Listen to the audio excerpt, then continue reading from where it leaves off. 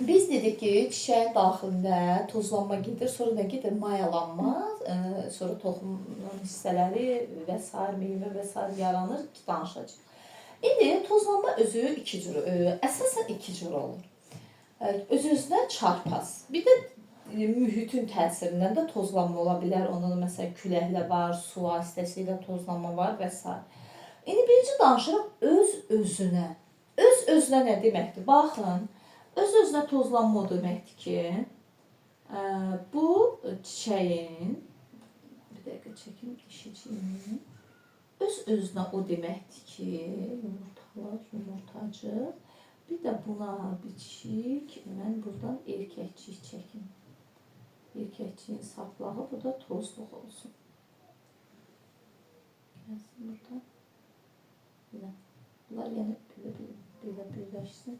Biraz şəkil yaxşı olmadı. Öz-özünə tozlanma nə deməkdir? Öz-özünə tozlanması üçün bitkinin bir neçə xarakteri xüsusiyyət olmalıdır. Əgər bitki həşəratla tozlanmırsa, demək onun çiçək yanlığı əlvan deyil ki, həşərat ona qonmur. Və yaxud da çiçəyində çox gözəl nektar dədi həşərata cəlb edən bir şeydir də, iyidir, nektardır. Demək, onlar o nektarı azdır və yaxud da nektarsızdır, əlvan deyil çiçək yanlığı ki, ona görə də o neyinir? Ya öz-özünə tozlanır, ya küləklə tozlanır. Zaten gözəl olsaydı, onların hansı olsaydı, o həşərat gəlib onun tozlanmasını həyata keçirərdi. Demək, öz-özünə tozlanmada çiçəklərin əsas özəlliyi odur ki, çiçək iki cinsli, yəni hermafrodit olmalıdır. Bir çiçəyin daxilində həm Y olmalıdır, həm nə olmalıdır? Dişici hissələr olmalıdır. Bu birinci özəllik. Çiçək iki cinsli olmalıdır. İkinci, erkəkciklər dişicikdən necə yerləşməlidir? Yuxarıda.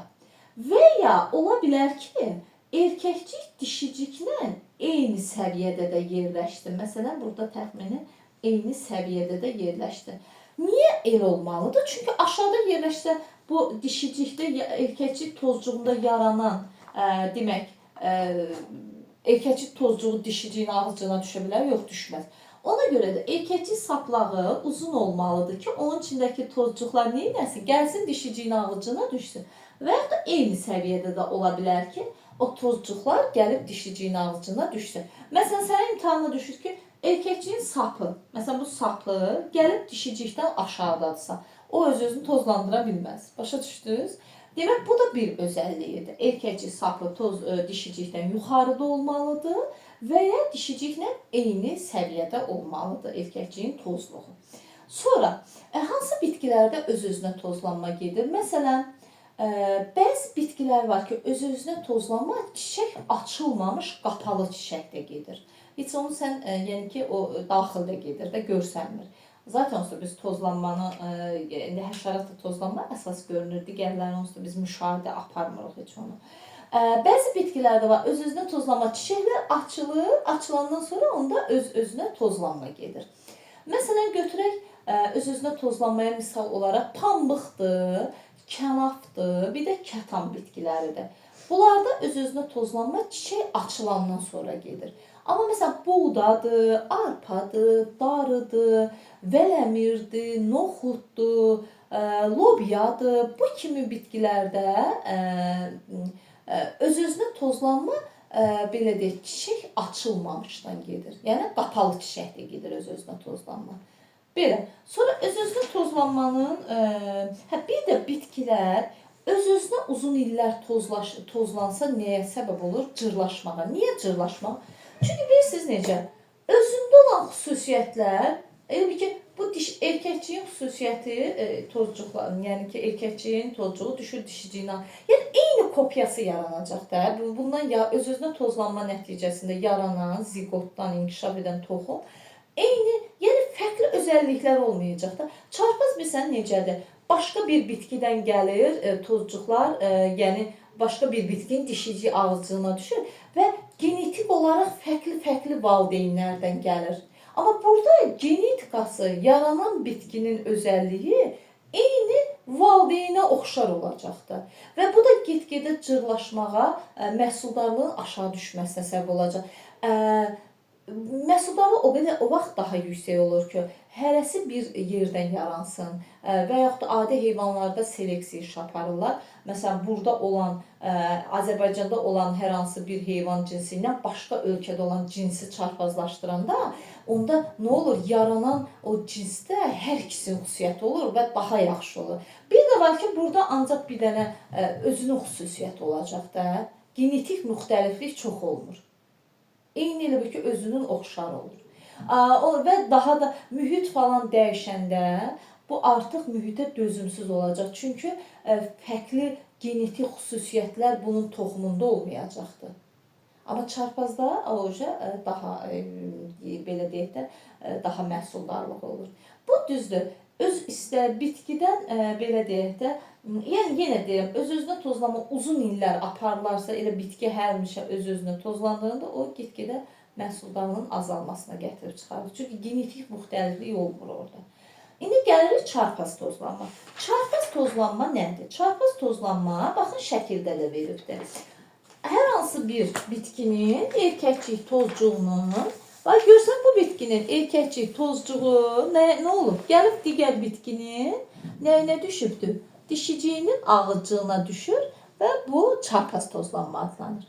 Özdə bu nəyin vasitəsilə çarpaz tozlanmadır? Bu çarpaz tozlanma həşəratlar vasitəsilə də ola bilər. Küləklə də çarpaz tozlanma ola bilər ki, məsələn bu erkəkciyin tozluğu gəlib dişiciyin ağızcığına düşsün. Məsələn çarpaz tozlanma belə deyək də, məsələn danışaq biz burada həşəratla çarpaz tozlanmadan məsələn həşəratla çarpaz tozlanma var.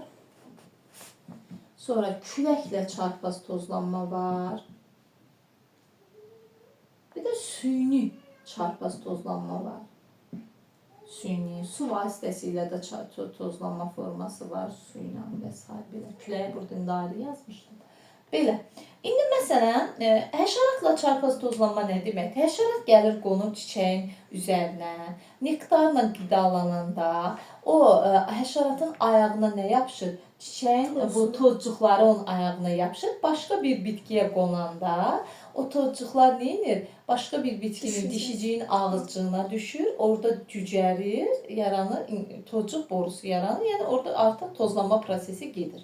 Bunun üçün də həşəratla tozlanması üçün necə olmalıdır? Əlvan olmalıdır, nektarı çox olmalıdır, görünüşü gözəl olmalıdır ki, o həşəratları, yəni məsələn kəpənəkləri, arıları özünə cəlb eləsin. İndi qızlar, elə bitkilər var ki, burada sizin kitabınızda da veribdir. Məsələn, burada sizin kitabda əslində biraz az veribdir bu mövzuları. Bir də çarpaz, məsələn, şeydə necə idi qızlar, öz-özünə tozlanmada erkəkcik ilə dişicik necə olmalıdır? Eyni vaxtda yetişməlidir ki, bu erkəkciyin tozluğu neynəsin? Dişiciyin ağızcığına düşsün. Amma çarpaz tozlanmada elə deyil. Erkəkcik ilə dişicik müxtəlif vaxtda yetişə bilər. Niyə? Çünki müxtəlif vaxtda yetişəndə o bizə eyni vaxtda yetişməyin adiyyatı yoxdur. Erkəkcik bu vaxtda yetişəcək, dişicik, əsas orada arılar və yaxud da küləklə o proses gedir deyə. Məsələn, burada eyni vaxtda yetişməlidir ki, çünki fərqli vaxtda yetişsələr, məsələn, tozcuq yetişir, bu dişicik hissəsi, yəni dişicik yetişməyibdir. Onda o gəlib ora düşsə də inkişaf getməyəcəkdir. Ona görə eyni vaxtda yetişməlidir. Amma çarpaz tozlanmada erkəkcik və dişicik müxtəlif vaxtlarda yetişə bilər. Sonra məsələn, bir də var süni çarpaz tozlanma. Süni nə deməkdir? Bunu insanlar aparır. Məhsuldarlığı artırmaq üçün. Baxın, neynirlər insanlar? Özləri hər hansı bir bitkinin tozcuqlarını yığırlar. Məsələn, tutalım ki, bitki həşəratla tozlanan bitkidir. Tutalım ki, o bitkinin çiçəyi açılan vaxtı, erkəkcik və dişicik yetişən vaxtı həşərat yoxdur. Yağış yağdı, hava elə fəlakət oldu ki, həşərat yoxdur.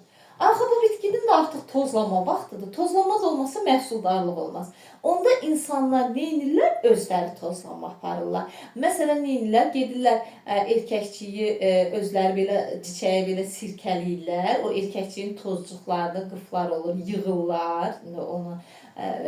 Sonra yığırlar, özləri gətirirlər qıflar vasitəsilə o tozcuqları dişiciyin ağzına tökürlər. Başa düşdünüz, belə olur.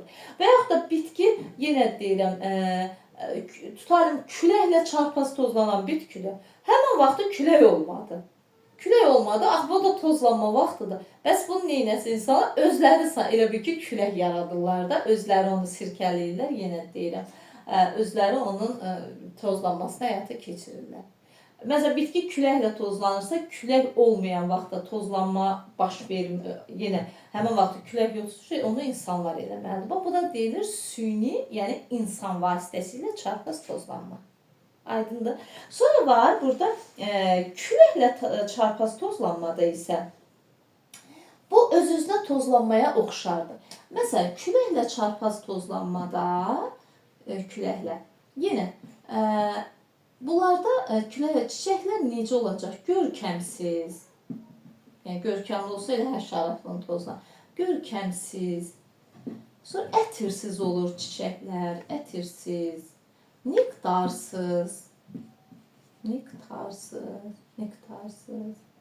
Sonra çiçək yanlığı olmur. Olanda belə əlvan çiçək yanlığı olmur. Başa düşdü?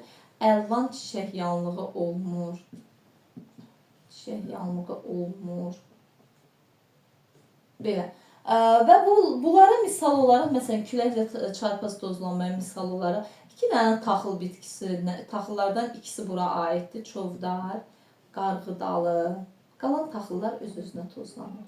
Qarğıdalı əlavə olaraq qovaqdır, söyüd, palıd,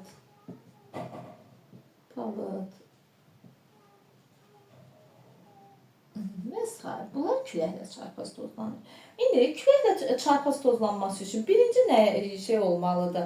Demək, küləklə çarpaz tozlanmanın özəlliyi odur ki, bir də əlavə olaraq, demək, erkəkcik sapı uzun olmalıdır ki, külək, zəif külək olanda belə neynəsin onu belə hərəkət tərpətsin.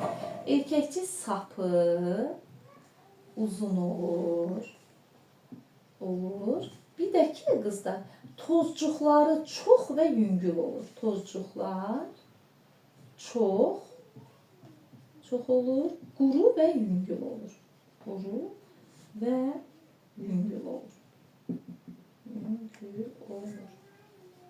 Aydındır. Bu oldu küləklə tozlanmanın xüsusiyyəti. Yenə deyirəm, bu erkək sap uzun olmalıdır ki, zəif külək oldu, belə tərpətsin, tez o tozcuqlar nə olsun? Küləklə ətrafa yayılsın. Quru yüngül olmalıdır ki, niyə? Çünki uzun müddət o havada qala bilsin də, ay soğuk. Havada qalsın ki, sonra hər hansı bir bitkin dişiciyin ağacına düşsün. Quru və yüngül olur. Belə. Bir də var, məsələn, su vasitəsilə çarpaz tozlanma. Su vasitəsilə, məsələn, bizim köhnə kitablarda əvvəllər yox idi. Məsələn, su vasitəsilə, bu deyir ki, məsələn, buna misal olaraq, bizim kitabda burada veribdir. Hansı bir də? Şama güllədir, bir də suzanbağıdır. Deyir ki, yağış yağdıqda tozcuqlar erkəkçiklərdən yuyulub özü dişiciyin ağacına düşür. Əslində bu da normaldır da, yəni ki, çox yağış olanda o erkəkçiyin tozcuqları, biz o ehtimal məsələsi var da, hamısı düşəcəkmi, düşməyəcək bu yağışın təsirində, amma deyir düşə bilir. Bir suzanbağıdır, bir də şana güllədir ki, yağışın köməyi ilə o dişiciyin ağacına düşür, tozlanma prosesi baş verir. Sonra, burada bayaq həşəratla tozlanmanın xüsusiyyətini burada verib, bax, çiçəklər, əlvan rəngli, nektarı çox, bunları danışdıq. Belə. İndi